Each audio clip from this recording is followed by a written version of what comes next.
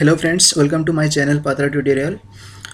In this video I am going to start a new topic in data structure, that is what linked list. Okay, so to understand linked list you should have understood four important concepts from your C programming language. Okay, so let me write down those things. First one is what? Function. Okay, you must know about function to understand linked list. And second point is what? That is pointer. Okay, so what is pointer you should know, otherwise you cannot understand linked list. And third important thing is what? That is self-referential structure. Okay, self-referential structure. Okay, and fourth one should be dynamic memory allocation. Okay, dynamic memory allocation. Okay, so these are the four things you should know, otherwise you cannot understand linked list.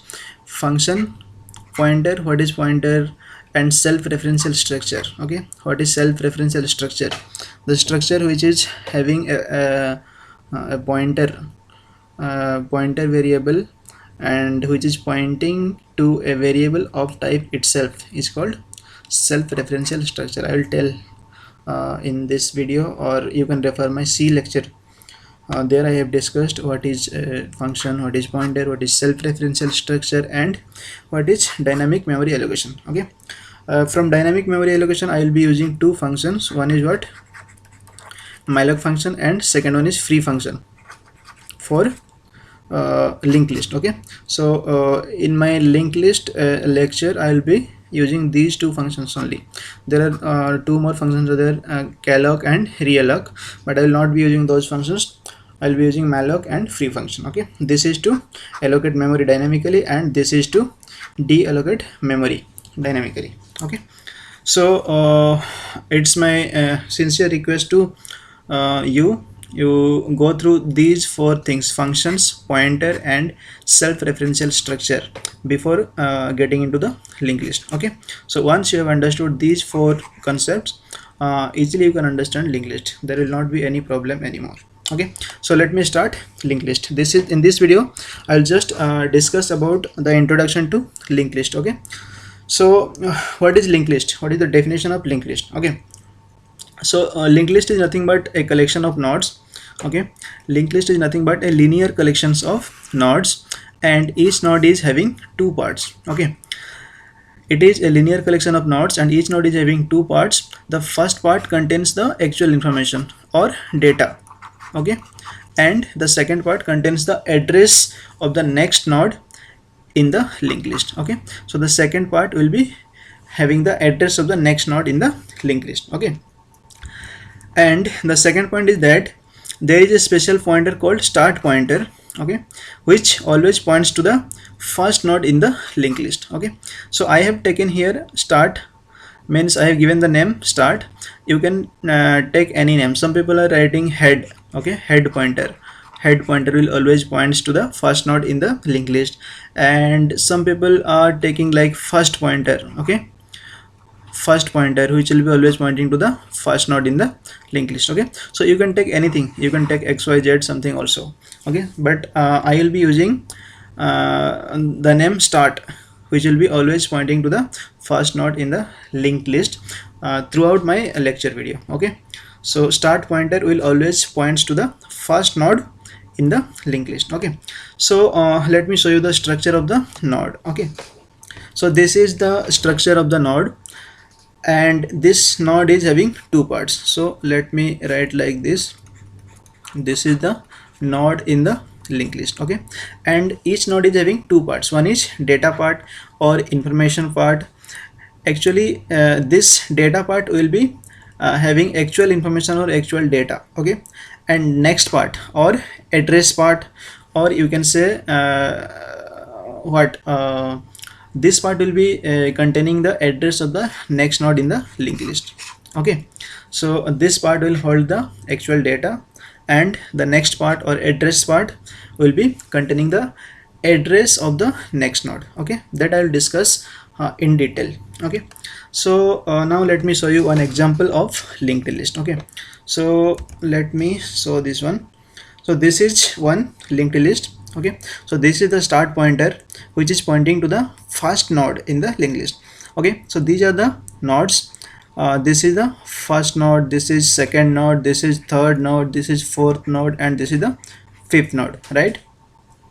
And let's say the address of this node is 100. Okay, this is 100, this is 200, this is 300, and this is 400, this is 500. Okay, so these are the address of these nodes. Okay, the address of this node is what? 100, this node is 200, and this node is 300, this node is 400, and the address of the last node is 500. Okay, now see the definition. Linked list is nothing but a collection of nodes, and each node is having two parts. Okay, so each node is having two parts. This is the data part of this node, this is the data part of this node, this is the data part of this node, this is the data part of this node, and this is the data part of this node, and these are the next part or address part. Okay, and this will hold the address of the next node, right? So what is the address of the next node is 200. So this part will be holding what? Here 200, and this part will be holding what? 300, because address of the next node is 300. This is what? 400, and this is 500. Okay, so and the second point is what? There is a special pointer called start pointer which always hold the address of the first node in the linked list. So which one is the first node? This one, right? This is the first node, and the address of the first node is what? 100. So start will be holding 100 here. Okay, and one more important point is that the next part of the last node, see, the next part of the first node is 200, next node is 300, and the next part of this is 400, and the next part of this node is 500, right? Because this node is having one, means one more node is there after this node, so it is holding the address of the next node. But see, this is the last node, and there is no more nodes in the list. So what will be the value of this one? This will be holding null, that means nothing. Okay, so the address part or the next part of the last node in the linked list is null. This is one more important points to remember. Okay, now this is the start pointer which is holding the address of the first node, and these are the nodes. Okay, 5 nodes are there in the linked list. Okay, so I think you have received some idea about linked list, and now let me tell you how you can represent a node in your memory. So let me erase this part, okay, so that it will be visible very clearly. Okay, so how to represent a node? See, if you are writing like this int x, then what? One variable will be created in your computer memory, x, right? And it will be having some address.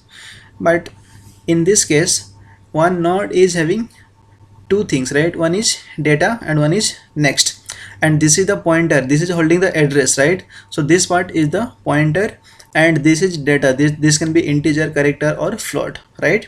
So how to allocate memory for this type?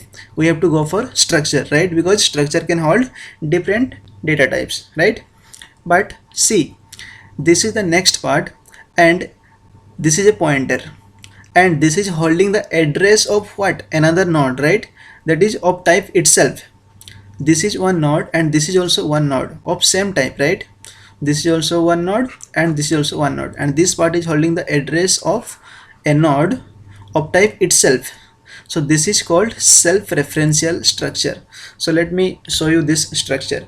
So let me write one structure here, like struct node. Okay, node, then the name of the structure is node, and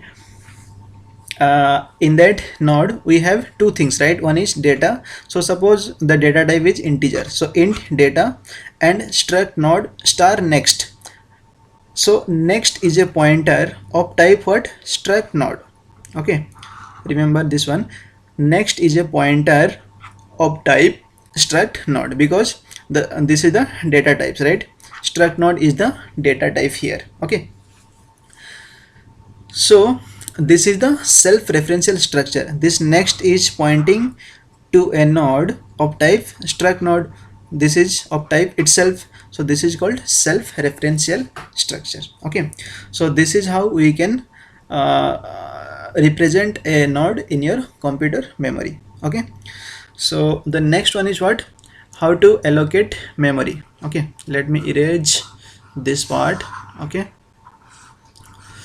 how to allocate memory. Now you have understood how to represent a node in the computer memory by using the structure. Okay, now how to allocate memory dynamically. Dynamic memory allocation, I told you in the beginning, four things you need to understand. One is function, second one is pointer, third one is self-referential structure, and fourth one is what, dynamic memory allocation. Okay, now how we will be allocating the memory for a node using dynamic memory allocation. Okay, so if you have not understood these things, self-referential structure, pointer, and dynamic memory allocation, please go through my C lecture and come back to this video. Otherwise it will be very difficult in future to understand a linked list, because we are going to perform so many operations on linked list, like creation, deletion, insertion, searching, sorting, all those things, right?